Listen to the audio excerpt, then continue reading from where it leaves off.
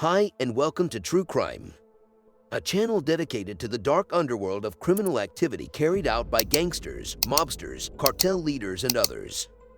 Let's get started. In today's video, we are going to see the dark side of the Italian Mafia and their unstoppable killing. These men are accountable for explosions and the murders of judges, journalists, a president, and several other people. We present to you the Italian Mafia's most lethal hitman, Morisio Aola. In 1983, Morisio Aola entered the Mafia criminal underworld. He had already developed into an armed robber when he was working at his father's restaurant washing dishes, sweeping, and polishing glasses. Soon after, he caught the eye of Morisio Aola, a mafioso who believed Aola had skills the Mafia could use. He always kept his victims hidden and would party and drink all night long as the remains of his victims burned in a ditch. The law ultimately caught up with him on February 26, 1993, and the police took him into custody. Just a day prior, he had murdered Pinocchio de Leo on the orders of senior gang officials after receiving a tip from an informant regarding his whereabouts. In a pretty comical turn of events, the arrest happened about the same time that a group of unidentified shooters were camped outside his flat. Even if the objective was unclear, Aola was certain that they were after him. 1 year later, he turned informant and assisted law enforcement in finding a number of other gang members. Because of how much he knew, he concluded that his masters had betrayed him and had been after his life. He changed allegiances once he realized that the cops were the only reason he was still alive. The information that he provided was vital in solving various mysteries, including Giovanni Falcone's murder, a prosecuting magistrate whose efforts resulted in the arrest of 100 mafiosi. He had been killed in 1992 along with his wife, 3 other police officers, and 400 kilograms of TNT explosives detonated by a remote-controlled detonator. The next person on the list is the one who detonated the explosives, Javanni Brusa. Over his criminal career, Javanni Brusa, a former member of the Cosa Nostra Italian Mafia, committed a wide range of crimes. When his superiors decided it was time to get rid of Giovanni Falcone, they selected Brusa as the ideal candidate. They started out by detonating high-grade explosives beneath the highway since they had information that Falcone would travel that way on his way from the airport. The procedure started early and was carried out as covertly as possible. When everything was ready, they moved to a mountain, while an informant in a car following Falcone's entourage kept giving them updates on their whereabouts. Brusa was prepared and detonated the explosives when the time was right. On the spot, their target and 4 other people were murdered, and more than 20 other people were also injured. In the same year, Brusa also had a hand in the murder of Paolo Borsellino, a well-known anti-mafia prosecutor. It was discovered that Brusa was a part of the operation at the start of 1996. In addition, he was tried and given a life term in jail in absentia for the murder of a tax collector. He hid until the police found his hideout on May 20, 1996. He started collaborating with the authorities, sharing vital information on the Mafia's inner workings. He confessed to more than 100 murders, including the killings of Falcone and Borsellino. Additionally, Brusa claimed that he had abducted and killed Giuseppe Di Matteo, a small boy who was the son of Santino Di Matteo, a former gang member who turned police informant in 1993 following the bombing. He strangled the youngster after torturing him for more than 2 years, and Brusa then decomposed his body in acid. For his cooperation with the authorities, he received a sentence of 25 years in prison, followed by 4 years of parole. Filippo Marchesi. An infamous hitman for the Sicilian Mafia, Filippo Marchesi. He was born in Palermo, Sicily in 1938, and like the majority of hitmen, he rose to become one of the Mafia's most vicious and dreaded hitmen. Vincenzo Sinagro disclosed the horrific information of Marchesi's operations, such as his use of the so-called Room of Death. Even though it was a little flat, the events that took place there were more than enough to send chills down anyone's spine. His victims were either kidnapped or lured into the apartment by whichever tactics they devised, and as soon as they were led inside that room, they would not survive. Sinagro would hold the victims' legs down, while they fought for their lives as Marchesi strangled them with a rope. Before they were murdered, many of the victims were tortured, and the murderous hitman appeared to take pleasure in seeing them suffer. He would snort a great deal of cocaine while masturbating, while sitting on a chair and watching them scream in pain and suffering. He would then get up and kill them to hide his tracks once he was pleased.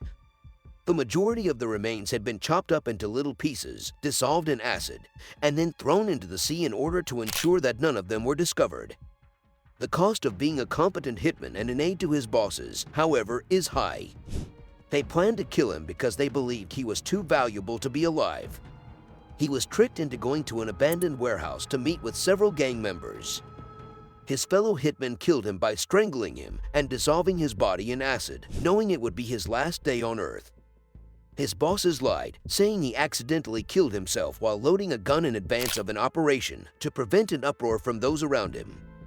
Additionally, they stated that they buried him quickly to avoid raising the suspicion of the authorities, who would try to apprehend his friends and family. Their strategy worked up until one of the men who killed him ended himself in jail and came clean many years later. Up to 100 individuals were killed by Filippo Marchesi. However, he passed away before the police could apprehend him and bring him to justice. However, one of his bosses was arrested. Salvatore Rina. He was recruited into the Mafia by his own father, who gave him his first murder assignment when he was just 17 years old. He was the one who planned and ordered the murder of respected prosecutor Giovanni Falcone. He murdered members of other gangs, journalists, politicians, and law enforcement officers. Due to his violent nature, he earned the moniker the Beast. He did not spare any effort, and the 1992 bombing earned him notoriety for his flamboyant murderous methods. As the authorities continued to look for ways to track him down and prosecute him, he was given a life term in prison in absentia. Rina was eventually apprehended by Italian authorities in 1993 and for his involvement in a number of mafia-related crimes, including his murder, extortion, and drug trafficking. He was given numerous life sentences in prison. His charges resulted in the exposure of several of his nefarious deeds, including the murder of the president of Sicily, Pessoa Mattarella, who was murdered in 1989 while seated in his car. But instead of helping the police by turning informant and sharing information about the Mafia's inner workings, he displayed no symptoms of remorse and reportedly declared that no one would be able to break him even if they kept him for a lifetime. At the age of 87, Rina died in a prison in 2017. Luchino Leio. A legendary leader of the Sicilian Mafia, Luchino Leio was an Italian gangster. On January 6, 1925, he was born in Corleone, a city in the Sicilian province of Palermo. His first known offense was corn theft when he was 18 years old, for which he received a 6-month prison sentence. When he came back, his only thought was for vengeance. As a result, he pursued and killed the man who had reported him to the police.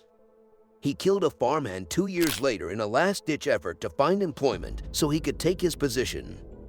Then he proceeded to seize control of the farm by holding the owner at gunpoint until he gave it to him. He was notorious for being brutal and committed countless killings and other crimes. He abducted a trade unionist who was actively working to aid farm workers on March 10, 1948. His name was Placido Rosado. What disagreements he had with him are unclear. Even so, Giuseppe Letitia, a 12-year-old shepherd kid who had witnessed the murder, was held captive and later given a death injection. The activist's remains weren't discovered for 60 years, and in order to aid in the identification process, his father's body had to be excavated. One of Leio's many killers was the Mafia doctor Michele Navarro, who tricked Leio into attending a hidden conference where he found himself up against 15 other hitmen. He was able to flee, and he attacked Navarro fiercely. A few weeks later, he killed the doctor and his pals as they were driving home, but it wasn't enough for him, so he went on to kill the doctor's other 3 friends.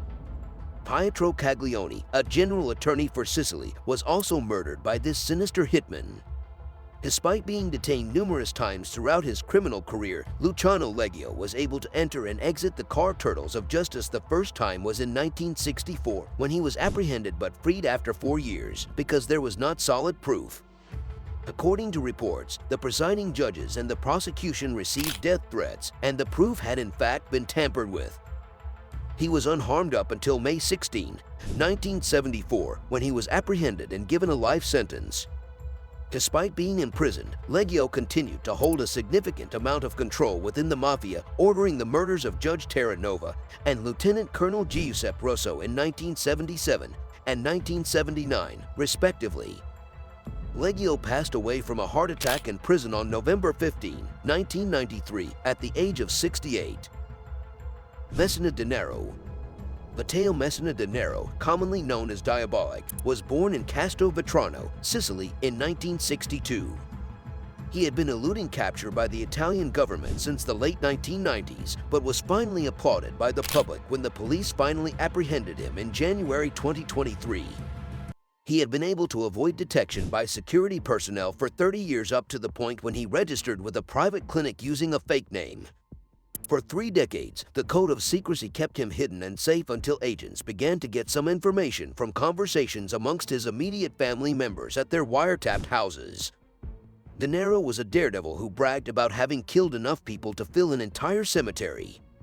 He was one of the perpetrators of the 1993 bombings in Florence, Milan, and Rome, which left about a dozen people dead, including a newborn, a child under 9, and their parents.